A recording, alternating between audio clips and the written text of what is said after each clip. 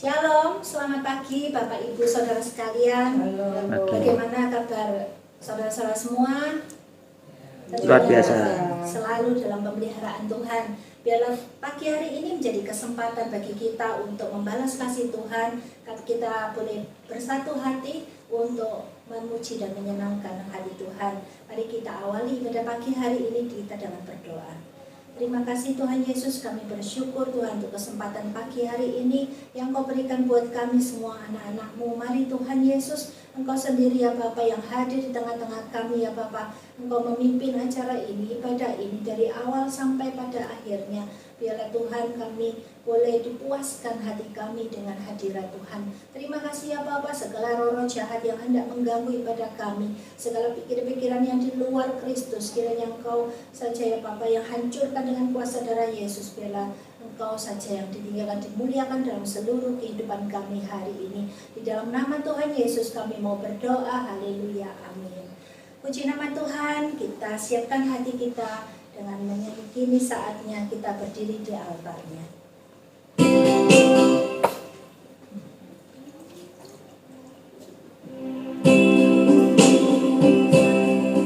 Kita siapkan hati kita menyambut hadirat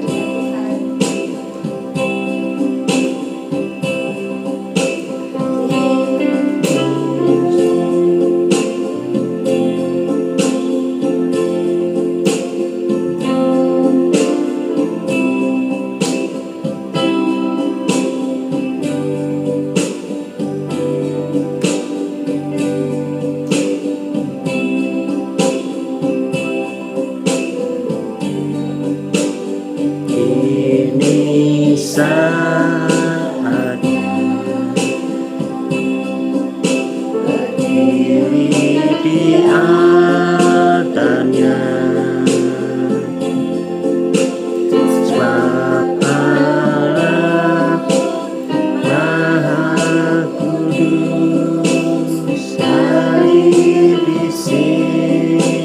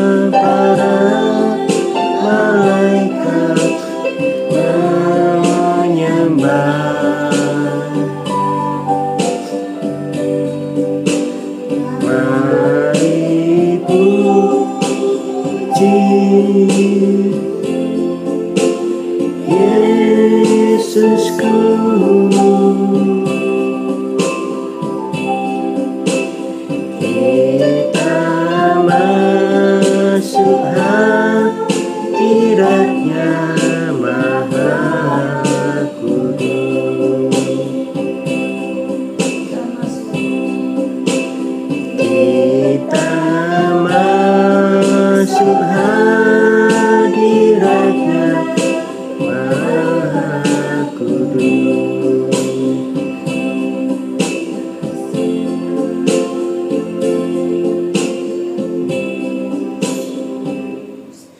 Puji nama Tuhan. Kita siapkan hati kita memuji, menyembah Tuhan dengan kita dipilih menjadi anak-anak raja.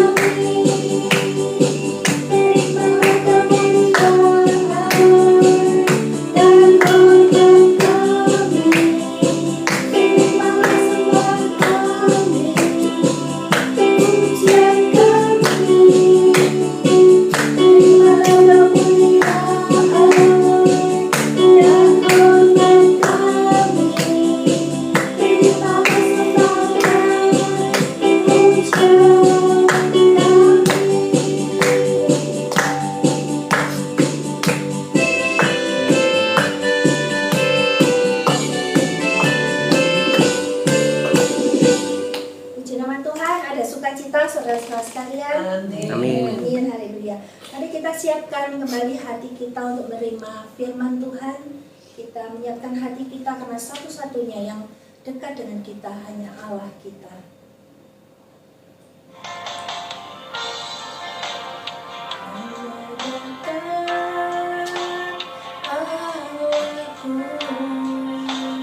Rasa tenang hatiku, selalu jalanku, sepanjang hidupku.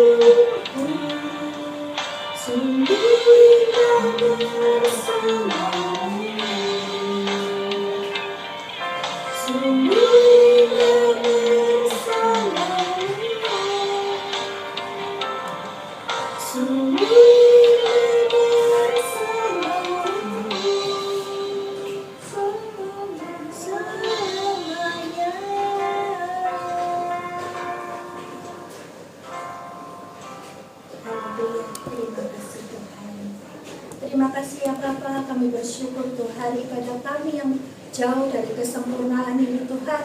Biarlah Engkau Tuhan yang mau ampuni seluruh dosa kami, kesalahan kami. Kuduskan kami Tuhan, layanan kami boleh datang di bawah kaki-Mu yang kudus. Biarlah kami boleh menerima Tuhan segala firman-Mu Tuhan dinyatakan dalam kehidupan kami, sehingga firman yang disampaikan boleh menjadi suatu rema dalam kehidupan kami. Urapi hamba-Mu Tuhan yang akan berbicara, akan menyampaikan firman-Mu. Kuduskan Tuhan dengan darah Yesus, biar Tuhan perkataannya dan sungguh perkataannya daripada-Mu Tuhan.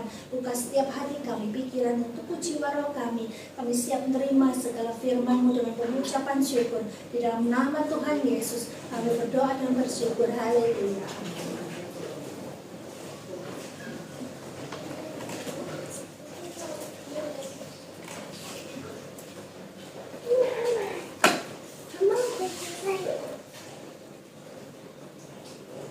Shalom, puji nama Tuhan. Kalau hari ini kita boleh berkumpul kembali di acara bulan April, di mana sekarang sudah suasana Prapaskah ya. Minggu depan kita akan merayakan Paskah. Saudaraku sekalian, bila pada pagi hari ini saya akan menyampaikan firman tentang apa yang dialami Tuhan Yesus Kristus. Di masa-masa ini kita melihat bahwa Tuhan Yesus merasa sedih karena harus menghadapi satu tantangan yang berat, yaitu untuk minum dari cawan yang pahit. Firman Tuhan pada pagi hari ini saya akan menyampaikan tentang apa cawan yang pahit. Cawan artinya di dalam keadaan yang lalu itu memang itu merupakan suatu mangkok. Tapi itu yang diberikan kepada Tuhan Yesus saat Tuhan berada di salib. Sudah dicambuk, sudah diderah, dipukul lagi terus, disalib, di kayu salib. Tuhan Yesus mengatakan, aku haus. Maka di situ ada cawan yang diisi anggur yang asam. Sebelum diminumkan, tentara Romawi mengambil duri-duri, pohonan yang berduri-duri. Di situ dicelupkan dan ditancapkan di kepala. Setelah itu Tuhan Yesus mengatakan, aku haus. Maka tidak ada air, tapi cawan yang tadi diisi oleh anggur yang asam diberikan pada Tuhan Yesus. Saat itu Tuhan mengatakan, setelah minum, Tuhan Yesus mengatakan sudah cukup. Artinya sudah selesai penderitaan. Saudara sekalian, kalau kita merenungkan ini, maka berbahagialah saudara yang saat ini masih diberikan kehidupan dan kita boleh merayakan akan Paskah yang akan datang. Yesus lahir, mati dan dibangkitkan. Sebab itu biarlah pada pagi hari ini di dalam Lukas 22 ayat 42 dikatakan begini, ya Bapakku, jika engkau mau, ambillah cawan ini daripadaku, tetapi bukanlah kehendakku, melainkan kehendakmu yang terjadi. Artinya Tuhan Yesus tahu bahwa itu adalah hal yang sangat berat. Tuhan tidak pernah mengeluh, tetapi saat menghadapi cawan yang pahit ini, Tuhan Yesus mengatakan, ya Bapakku, kalau dapat lalukan cawan itu daripadaku. Artinya Tuhan Yesus mengetahui apa itu yang harus dihadapi adalah sesuatu yang berat. Karena ia menganggap penderitaan dan kematiannya di kayu salib itu sebagai dihadapkan dengan satu cawan yang pahit yang harus diminum.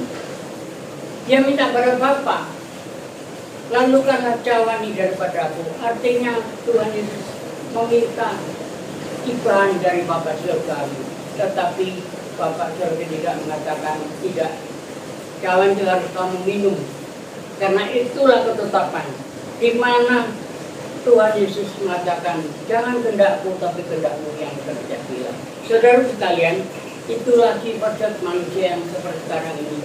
Kalau kita minta sesuatu, maka ngotot untuk minta harus seperti itu.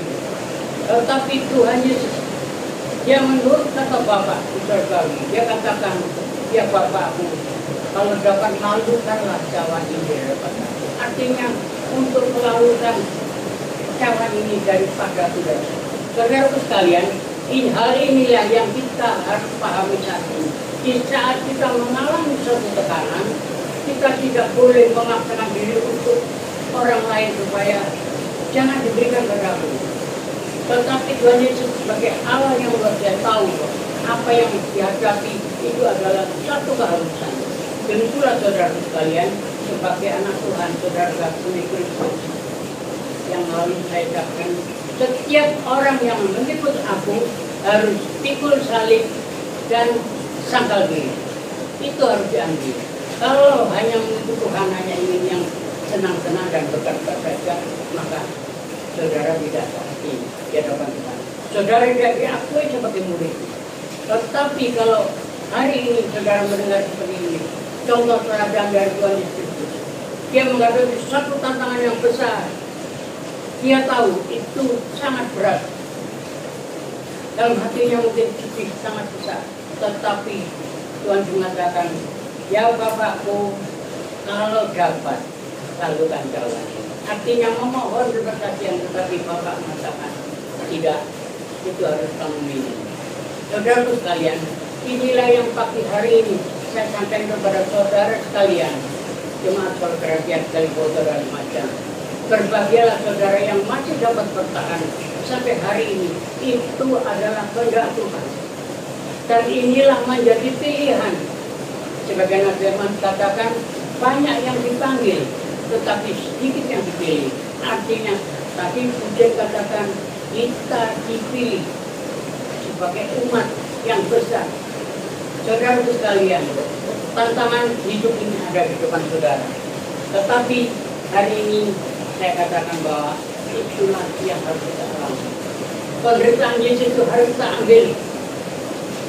Yesus tidak sendiri, tetapi saudara juga harus mengalami seperti itu. Tetapi saat saudara tidak kuat, saudara bisa mengatakan kepada Yesus, Tuhan, kalau dapat lalukanlah berita daripada. Tapi jangan kehendakku, tapi kehendakmu yang terjadi. Saudara minta sama Tuhan, harusnya seperti itu. Saudara boleh minta, tetapi lebih baik dalam permintaan saudara, jangan kehendakku, tapi kehendakmu yang terjadi. Itu yang Tuhan arahkan kepada Bapak Saudara. Tetapi apa yang terjadi, bahwa Tuhan Yesus itu harus mengorbankan dirinya untuk menebus dosa saudara dan saya sekalian. Saudara sekalian, tadi cawan yang pahit. Tentunya cawan itu gambaran sesuatu tempat. Di dalamnya ada sesuatu perusahaan yang besar, seperti saudara dan saya hari ini. Di hadapan dan tantangan dunia ini, ada suatu saudara di dalam suatu cawan besar, tapi tantangan saat saudara mengalami satu tekanan, mengalami penderitaan, kesusahan, saudara lebih berdoa, Tuhan, saya mengalami seperti ini. Kalau dapat, lalukan penderitaan. Kalau dapat, jangan terjadi. Tetapi jangan kehendakku, tapi kehendakmu lah yang terjadi. Artinya, saudara menghimbau kepada Tuhan untuk campur tangan. Apapun yang terjadi hari ini. Ada pertanyaan, mengapa cawan tersebut begitu pahit? Ada pertanyaan, mengapa cawan itu begitu pahit? Karena cawan tersebut berisi dosa semua manusia. 2 Korintus 5 ayat 21.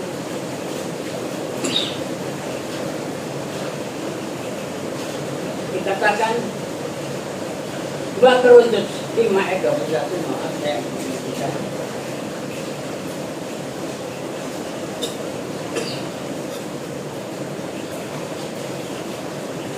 Korintus 5 ayat 21 dikatakan, dia yang tidak mengenal dosa telah dibuatnya menjadi dosa Karena supaya akhirah kita dibenarkan oleh saudara sekalian, kita buat. Tetapi hari ini saya katakan, mengapa cawan tersebut pahit? Karena dikatakan cawan itu berisi dosa semua. Dosa saudara saya ada di dalam cawan. Supaya mari hari ini saudara sekalian kita merenungkan apa yang Tuhan alami hari ini. Berat penderitaan saudara karena virus ini tidak sebanding dia alami oleh Tuhan itu pada waktu. Karena Tuhan itu menanggung dosa semua. Apa yang terjadi? Filmnya cawan itu tidak.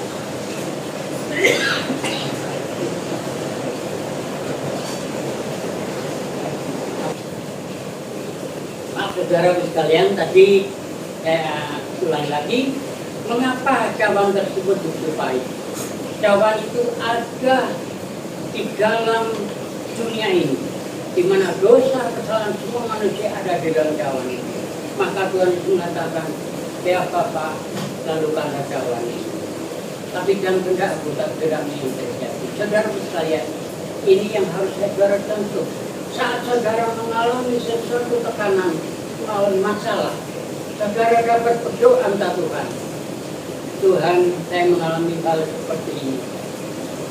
Kalau dapat lalukanlah saya yang tak alami. Tetapi jangan kehendakku, tapi kehendakmu yang terjadi. Itu yang hari ini menjadi contoh terhadap bagi saudara dan saya. Supaya dalam menghadapi apa yang terjadi dalam diri saudara ini, di lingkungan saudara, saudara dapat mengatasi semuanya. Mengapa cawan tersebut bersifat? Yang kedua, kalau tadi dikatakan di dalam cawan itu ada dosa-dosa manusia. Yang kedua, karena cawan tersebut dibayar oleh nyawa anak Allah, yaitu Yesus Kristus Tuhan. Galatia 1 ayat 4 katakan, Dia telah menyerahkan dirinya karena dosa-dosa kita untuk melepaskan kita dari dunia yang jahat ini. Dan sekarang ini menurut kehendak Allah Bapa. Artinya di sini karena cawan itu sudah ditebus dengan nyawa yang mahal, yaitu Yesus Kristus.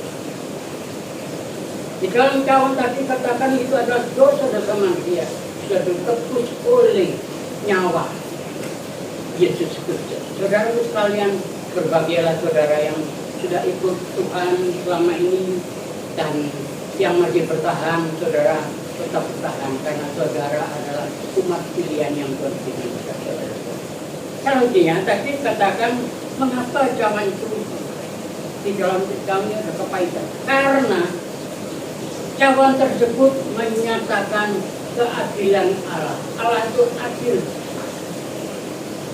Dia tidak membeda-bedakan yang lain, tetapi mereka semua dipandang sama. Artinya Allah itu adil. Dia memberikan keadilan yang luar biasa. Di dalam Yesaya 45 ayat 24a katakan, sambil berkata keadilan dan kekuatan hanya ada di dalam Tuhan Yesus Kristus. Keadilan dan kehormatan hanya ada di dalam Tuhan Yesus Kristus. Titik, tidak ada lagi. Itu yang penting hari ini, karena cawan itu menyatakan keadilan. Di dalam cawannya keadilan, dia mampu.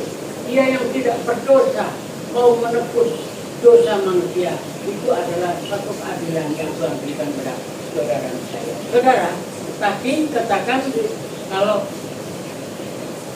mengapa cawan tersebut begitu pahit? Pahit dipandang oleh manusia, tetapi bagi Tuhan itu adalah satu harga yang dibayar, itu harga yang mahal, yaitu jiwanya dikorban untuk saudara dan saya. Saudara sekalian, terus setelah mengapa cawan tersebut pahit? Maka di sini yang kedua adalah katakan manusia, apakah yang terjadi bila mana cawan itu tidak diminum oleh Yesus? Tadi kata cawan itu harus diminum, tetapi itu katakan apakah yang terjadi bila cawan tersebut tidak diminum oleh Yesus? Ini pertanyaan yang menggugah hati saudara saya. Tapi kalau diminum artinya Yesus mati untuk saudara saya. Tapi kalau tidak diminum, di sini katakan 2 Petrus 1 ayat 3 dikatakan karena kuasa ilahinya telah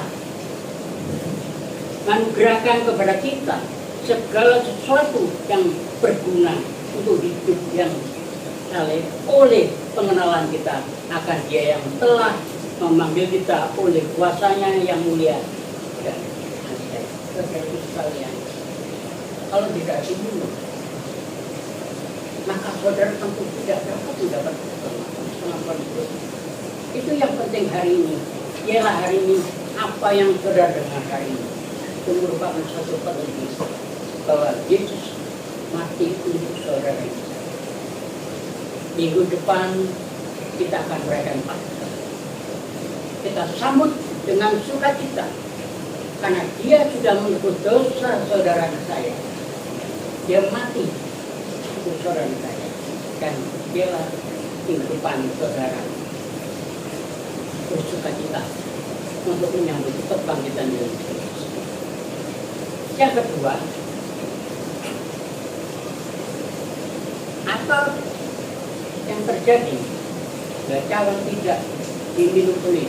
Yang kedua, manusia kehilangan keselamatan. Kalau tidak minum, saudara saya tidak selamat. Itu janji kebenaran dari Tuhan. Sebab itu keselamatan saudara ada di dalam Yesus. Dia yang menebus dosa saudara saya. Di dalam Kisah Rasul 4 ayat 12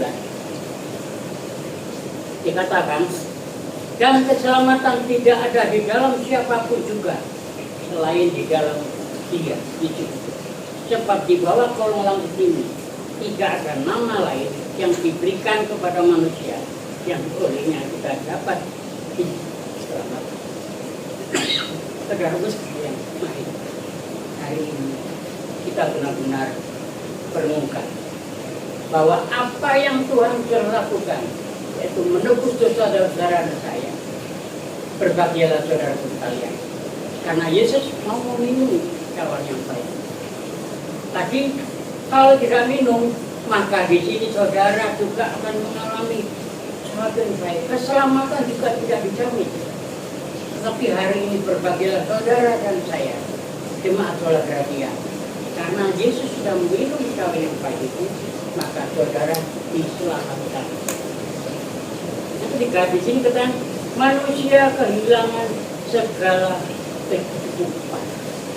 Kalau hari ini saudara saya bisa makan, artinya itu karena Tuhan yang mampu memberikan jaminan kehidupan saudara sekalian. Di dalam Filipi 4 ayat yang 9 dikatakan ini, dan apa yang telah kamu pelajari, dan apa yang telah kamu terima, dan apa yang telah kamu dengar, dan apa yang telah kamu lihat padaku, lakukanlah. Artinya kita melakukan pelayanan, kita menerima dan kita mendengar dan kita lihat. Itu yang Tuhan beritakan, lakukan semua itu. Maka Allah sumber damai sejahtera akan menyertai kamu. Inilah yang hari ini yang perlu saudara tahu dari bawah, bahwa apa yang kita terima, kita dengar, kita lihat, lakukan semua itu karena Allah sumber damai sejahtera akan menyertai kamu sekalian, menyertai saudara dan saya. Setelah Yesus minum cawan baik, Dia mengembuskan nafasnya dan mengatakan sudah selesai. Artinya tugasnya sudah selesai. juga yang diberikan Bapa kepada kita sekalian. Tetapi kematian Yesus Kristus penting bagi kita, karena ada satu yang harus kita penuhi, yaitu kematian Yesus Kristus tidak ada hubungannya dengan air mata. Maaf saudara sekalian, kematian Yesus tidak ada hubungannya dengan air mata. Artinya beda dengan orang di dalam satu keluarga ada yang meninggal, mereka menangis. Tetapi ini kematian Kristus Yesus bukan karena dosa, bukan karena sakit penyakit, bukan karena pelanggaran, tetapi kematian Yesus di kayu salib karena itu menebus dosa manusia. Beda. Ini katakan tadi, kematian Kristus tidak ada hubungannya dengan air mata. Ya mungkin pada waktu itu ada murid-murid Tuhan yang menangis. Ada yang lari, terus sembunyi. Ada yang dari kejauhan. Tapi ibu dari Yesus itu Maria, mereka menangis. Wajar karena dia dikarunia Roh Kudus untuk mengandung Yesus Kristus. Dia wajar menangis. Ada satu. Tetapi ini tidak menjadikan suatu bahwa Yesus mati. Tidak ada hubungannya yang menangis. Lain. Kalau kita di dunia ini, ketika orang yang kita cintai meninggal dunia, kita menangis. Mungkin saudara dan saya suatu kali juga akan merasakan. Manakala orang yang kita cintai dipanggil Tuhan, kita boleh menangis. Tapi menangisnya lain dengan yang tadi. Kematian Yesus tidak ada hubungan air mata. Karena Yesus mati bukan karena sakit penyakit, bukan karena dosa, tapi karena menebus dosa saudara dan saya. Ini yang kita baliknya, tidak ada hubungannya dengan air mata. Yang kedua,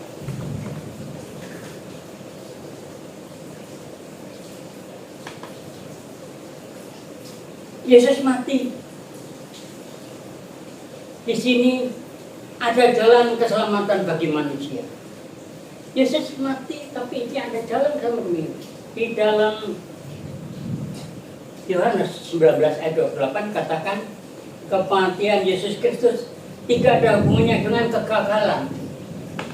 Tadi katakan tidak ada dosa, tidak ada pelanggaran, tidak ada sesuatu yang salah, dan tidak ada dikatakan tidak ada hubungan dengan kegagalan, tetapi merupakan rencana Allah untuk menggenapi janji Allah kepada umat manusia.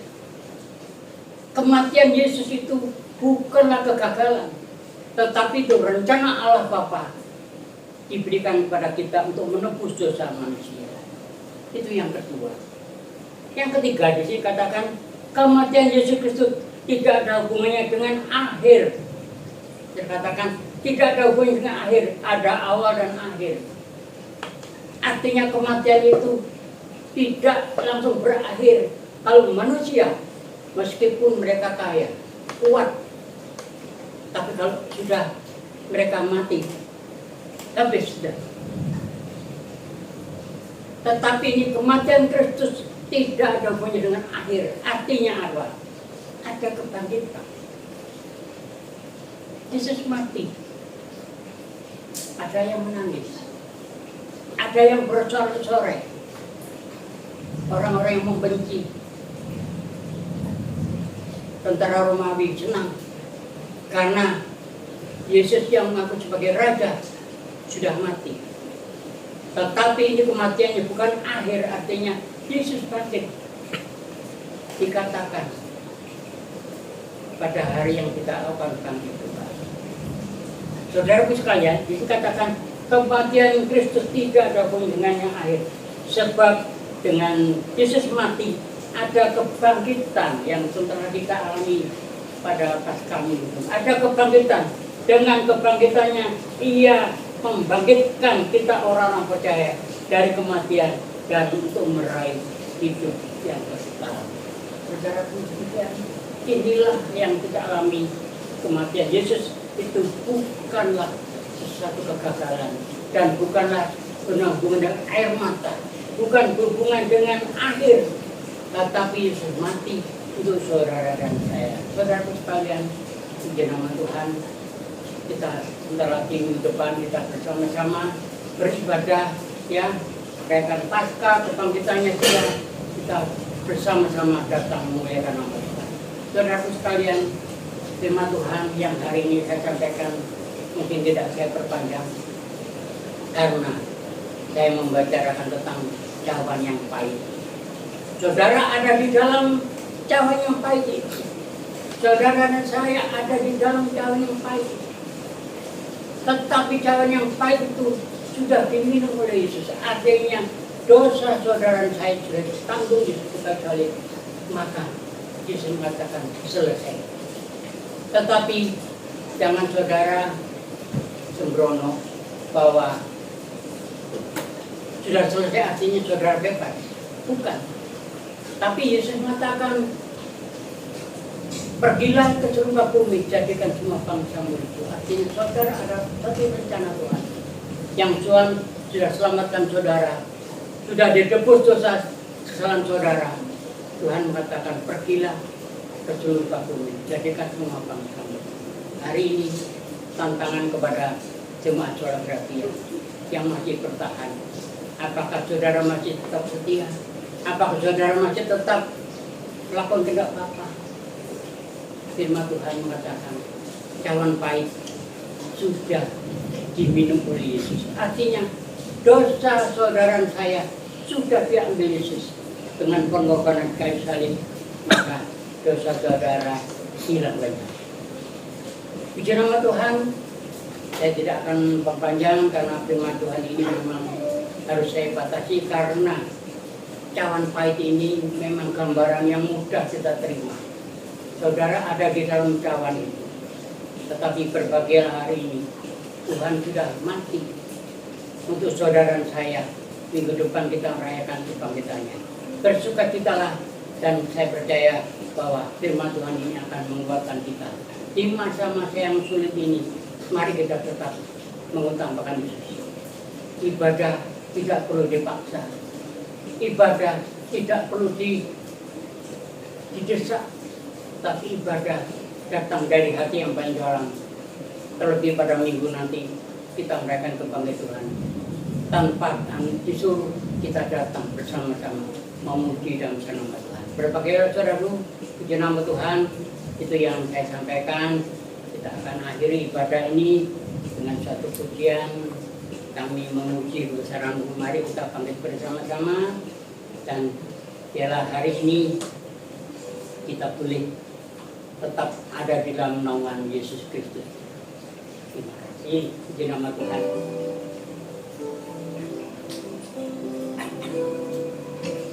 Haleluya.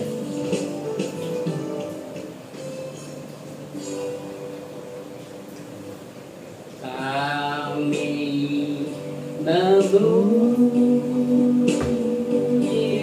kebesaran-Mu,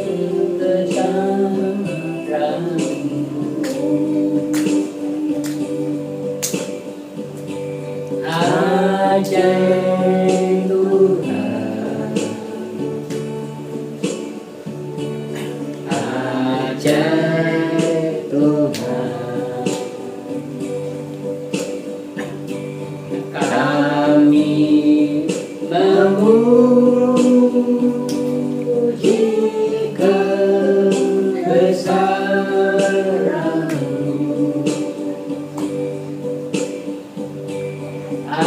ajaib Tuhan,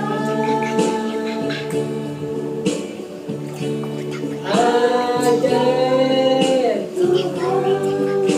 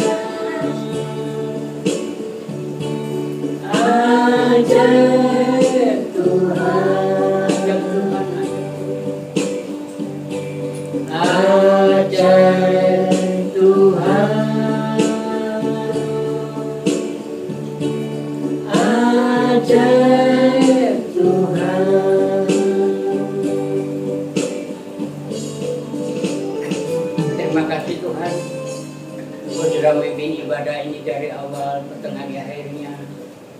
Meskipun banyak gangguan Tuhan dari kuasa iblis, di mana akan menggagalkan firman-Mu, tapi kami tetap kuat dan bertahan, karena bukan untuk kami, tapi untuk menyenangkan hati Tuhan. Bahwa firman cawan yang pahit itu juga harus dialami oleh setiap manusia. Ya Bapa, terima kasih, kami bersyukur atas firman yang memberi kami tetap kuat dan bersukacita, karena kami bersama dengan Yesus dapat merayakan akan kebangkitan-Mu Tuhan di atas kayu salib. Terima kasih Tuhan, kami serahkan dalam tangan-Mu, firman-Mu, sehingga kami berhenti berbicara, tapi Allah Roh Kudus yang akan menerjemahkan lebih lanjut ya Pak. Kami juga berdoa bagi jemaat Sola Gratia, Kalipoto dan Lumajang. Tuhan, pohon pelindungan-Mu bagi jemaat di sana ya Bapak, yang tetap bertahan. Kami percayakan itulah umat pilihan yang sudah Kau pilih akan menjadi saksi-Mu. Biarlah mereka tetap bertahan, meskipun badai datang silih berganti, mereka tetap ikut Yesus. Yesus dalam kehidupannya ya. Terima kasih Bapak, terpujilah nama-Mu. Bagi yang sakit, Tuhan campur tangan, Tuhan mampu menyembuhkan mereka. Yang lemah dikuatkan, yang susah dibuka, yang punya beban akan dilepaskan semua. Terima kasih Tuhan, terpujilah nama-Mu. Kami juga berdoa untuk bangsa dan negara kami, Presiden kami Joko Widodo. Ya Bapak, yang hari ini banyak tantangan, banyak orang membenci, menghujat, tetapi berikan kekuatan bahwa Allah itu menyertai Presiden kami Joko Widodo dan Wakil Presiden, para menteri semuanya, ABRI dan kepolisian. Kami berdoa supaya tetap menjaga kedamaian di dalam negeri kami ini Tuhan. Jangan seperti negeri-negeri yang lain Tuhan, mereka porak-poranda, hancur karena banyak orang jahat. Tetapi kami berdoa hari ini, berikan kekuatan, berikan Tuhan keberanian dan berikan hikmat-Mu supaya Indonesia tetap aman. Kami tidak ingin Indonesia terpecah belah, tapi ingin ada kesatuan. Hanya Yesus yang dapat menyatukan bangsa kami ini. Yesus Raja Damai akan datang kembali dunia ini. Terima kasih Bapak, terpujilah nama-Mu Tuhan. Biar hari ini kami serahkan semua dalam tangan-Mu. Baik rencana ibadah Paskah pada minggu depan kami serahkan dalam tangan-Mu. Engkau Allahku yang berkarya, Engkau yang berfirman, dan biarlah Tuhan, nama Tuhan dimuliakan di tingkat. Terima kasih, terpujilah nama-Mu. Mari kita angkat tangan kita atas. Pulanglah dengan damai sejahtera dari Allah Bapa, sukacita dari Yesus Kristus, dan persekutuan Roh Kudus akan menyertai saudara pagi ini sampai Tuhan datang kembali. Terima kasih, terpujilah nama-Mu.